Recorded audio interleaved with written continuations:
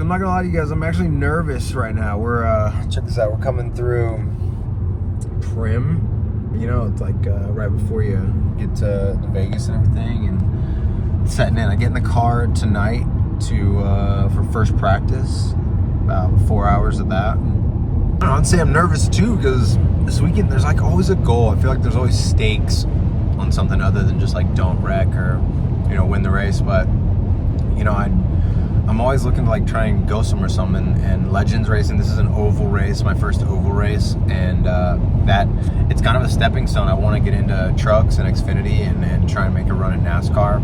I just want to be a drive everything guy, you know, a Jimmy Johnson, Kyle Larson, you know, those guys that just kind of go through all kinds of mediums, you know, and we kind of kick it off.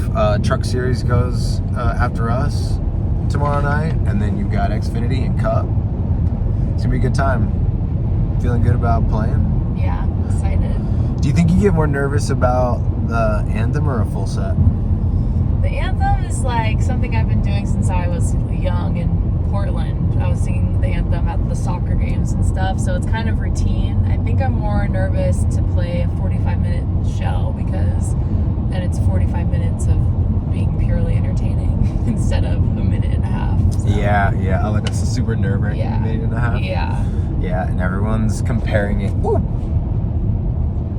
And everyone's comparing it to like the last one they heard, the last event. Exactly. Yeah. Or everyone goes, "Oh, you're not going to be the girl at the baseball game, right?" I'm like, no. Yeah. Fergie's off the hook now, huh? Yeah, she is big time. Man. Well, we're excited. It's gonna be a good weekend. Gonna be in a quick turnaround. We head right back. You performed Saturday afternoon, but we're gonna leave Saturday night and come back. We leave Sunday for Amsterdam, heading to the reunion. Got that coming up, so some travel there. But let's get into some thoughts.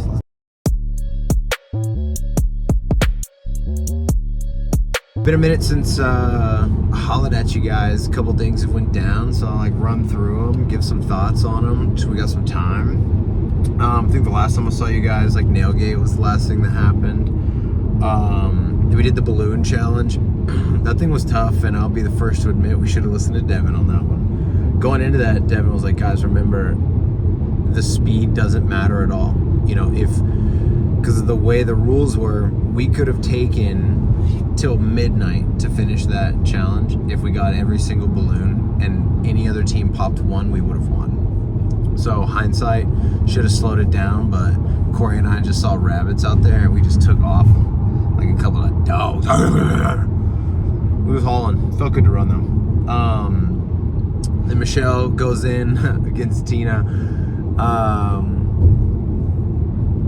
You know, that whole thing. I was right. Is that who? No.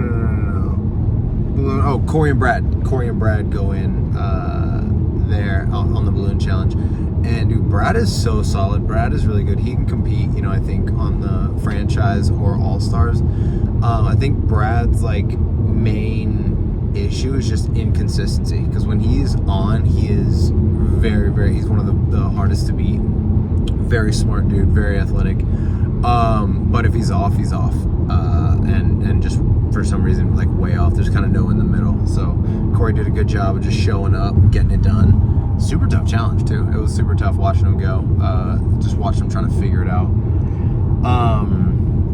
Then we move on to the building challenge. Great challenge. Gosh, we had there was such good shit that happened, you know, on the night after that. You know, there was such a fight between eras 3 and 4 when we got off of our rigging and everything, you know, because we just dominated it so well. When I figure out, look, when you have one hand and you've been trying to work with that forever, you just figure out different ways to do things, and I figured out a better way to pull than they did. So burnt them out. Got to use your body, not your forearms.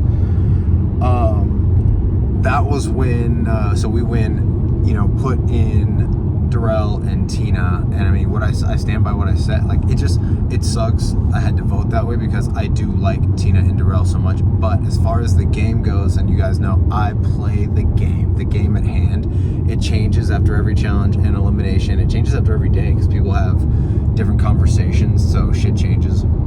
So you're going with the flow. And from what I'd seen to that point, Era 1 could not do anything for us. Specifically, Era 1 with Tina and Darrell, right? Because there's a very big difference in Era 1 as just Rachel. Well, that's a whole different team than Rachel, Tina, Darrell, Derek. So, yeah, I stand by the move. And for me, everyone has to play their own game. For me, I don't care how good the people are in the final, because until I'm proven wrong, I think that I can beat them, especially if it's an individual or something like that. There's always different circumstances that happen in finals, but looking forward to it, I just, that's how you have to play the game, but everyone plays the game different. After the building challenge, we moved to Gladiator challenge. Now this one I really wanted to talk about because super fun. This is, it's King of the Hill, and we are used to seeing this, the traditional fans and traditional challenges. We kind of see this all the time. We're used to seeing some version of it, and this one was a great one, and to be teamed up with Gladiator too. That's super cool. The gameplay could have used an addition that it went on for a very long time. I'm not sure if they showed the clock and how long it went on, but it went on for a very long time, and you are out there in a fight, and so that was probably the most grueling challenge, in my opinion, cardio wise and everything, on everybody, because you're going at like 100% sprint the whole time as you're fighting. A change to the rules that I would have made, looking back in hindsight, if you guys, from the aerial view, you see it's a circle kind of cut into fours. I wish they would have closed down section, like, all right, this amount of time or at this amount of people, pink section is closed off. If you are pushed into the pink section, then you're out. I get it, we lose the splash there, but it would have encouraged a little bit more action later on. Girls went hard, so funny that while we're going, guys went first, and while we're going, the girls, towards the end, the girls were all like, come on, do something, let's go, and you're like, oh, you just wait till you are out here and how tired you're about to be. And they found out quick just how hard it was. Oh yeah, we got to talk about the stitches. Got 8 stitches, if you guys can see right there, and right there got 4 and 4. All good. You guys know I'm used to like shit happening, and honestly, that's part duration and durability is a really difficult part of the challenge and part of the game. I think every year we see somebody go out for injury or get hurt and truly affect their game. I mean, look at Derek. So then for Josh and I both to go get stitches, this was a tough season. We had quite a few injuries on this season. I mean, you guys saw trivia sent like 3 people to the hospital, including big guy CT. So my only, my qualm with this is, you guys saw we're playing in a mud pit. We're out in the middle of a field, just a farm field, in Vietnam. It doesn't matter for Vietnam or anywhere else. In the middle of a farm field with dirty water. My face is filleted open. I don't know if they showed any of it like during the challenge, because it got hit. It was the inside of it was the handle of my shield. They were made of metal, and they had like a hard 90-degree angles in there. And then we were told you have to hold it this specific way. It was a way in which you just use one arm in there. We should have been able to hold it with 2 hands out there. It's better to protect yourself. You're just not as strong with just a shoulder, but whatever. Their safety team. The handles were metal, hard 90-degree angle back there. When I got hit from behind, it shoved me into my, I was pushed up against somebody. That person got hit from behind, which it ended up slamming. I don't think and I don't even remember who it was locked up with. I felt that hit though. It was a kind of a starry hit, kind of sat me down. and then kept playing for a little while, you know, for about 4 or 5 minutes with the cuts going, bleeding everywhere. I could feel it just leaking, and then I finally get pushed into the water, and I come out and I'm like, yo, let me get some gauze or something just to like put on this. We don't have to like stop anything, just like throw me some gauze. And these dudes in production is telling them to no. I'm like, dude, give me some. I got shitty water in here for a good 10-15 minutes. I'm just standing there with shitty water all up in my face. I'm like, great, I'm just gonna get gangrene in my eye. That was the only shitty part, really. To I guess like the real talk around it is like, let me just ask this, and we'll answer it down in the comments. If someone's hurt, do they get a free pass? So like if I now that I have stitches, am I immune from being voted for because it's a feel good story? Nah, this is a game, we're all trying to win, and I don't get to split it with you, buddy. So for people saying like, oh, I can't believe you guys went after Derek, that's wild. You know what's crazy too, and again, I don't know if they showed, he got like for the first 15 minutes, nobody went for Derek. Nobody. We all were like, all right. And then finally, after we start getting yelled at by production, like, hey, you know, someone's got to go in, something's got to happen. There has to be a loser. You guys need to work. We're like, all right, go to the easy man now. We're going to Derek because you've only got one. We only need to get one of him out to have a loser. As long as there's a loser, it's not our targets. So that, you know, that are going straight in. So cool beans. So yeah, we go that way. That's the game. I mean, anybody who's saying, you know, in 30-30, were they supposed to let me win? No. Like, so if you get hurt, it's unfortunate, and like, and all power to D. You know, powering through it. It's huge, and it was a very hurt knee.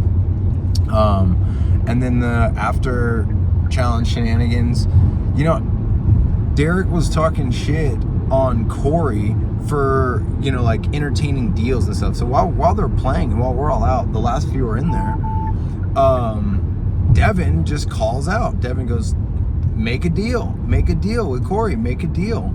And Corey really wasn't even pushing it. You know, it was Devin who was really speaking out and trying to get a deal made.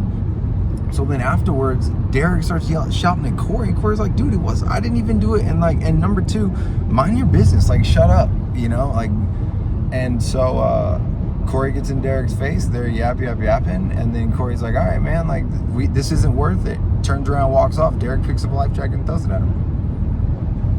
I'm like,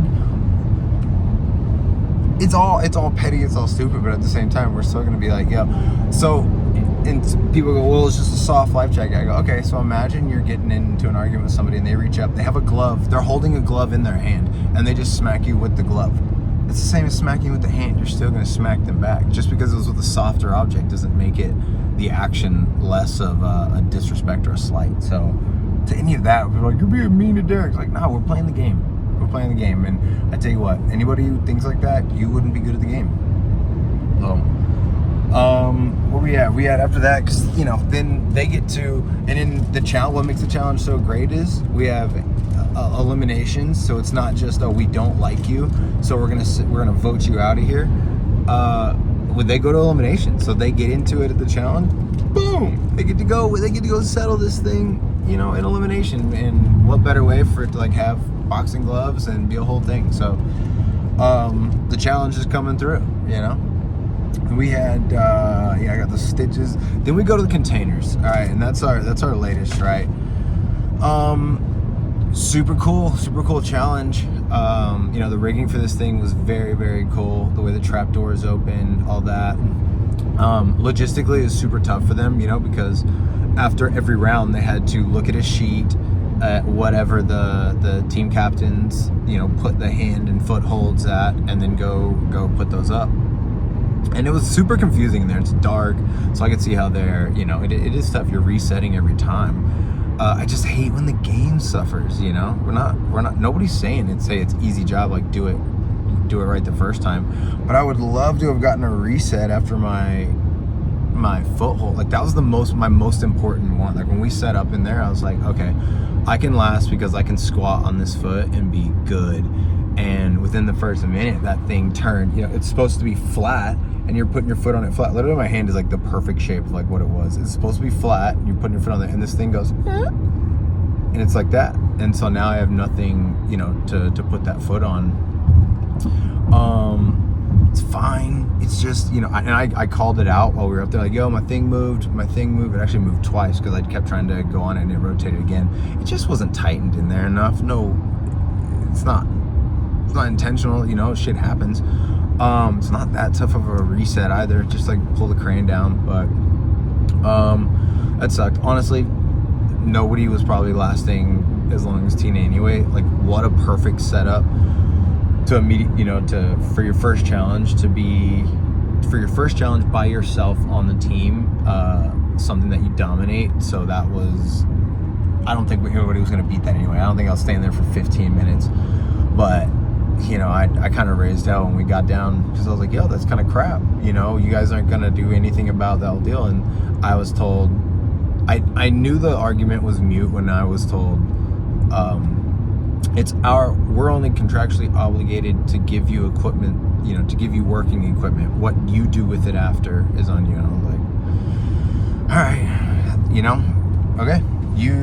I would argue now, my argument would be like it wasn't working equipment when I got it, but whatever, you gave me equipment, I used it, and whatever.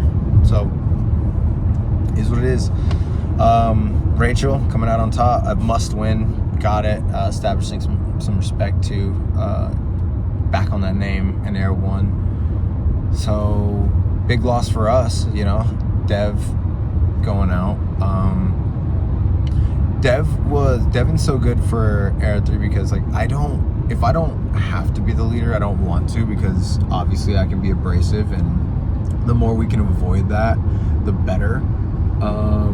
Eventually, you know, I always assume eventually at some point I'll like have to take over and lead, but if I'm not doing it as much, it's easier to stay like on people's good sides and not it's just less time with sandpaper, you know what I mean? So yeah, Dev leaving means Corey and I kind of have to co-captain this thing, but I still think we're in a really good position. Strong guys, strong girls. We do it, you know. Everybody's got good relationships throughout the house. I think we're okay. Yeah, that's my like, you know, quick recap of like all the main stuff. You know, I don't want to harp on the negative stuff too much. It's hard not to like say something about it, but you know, shit happens, whatever, and we work through it. Everybody's working with the same shit, so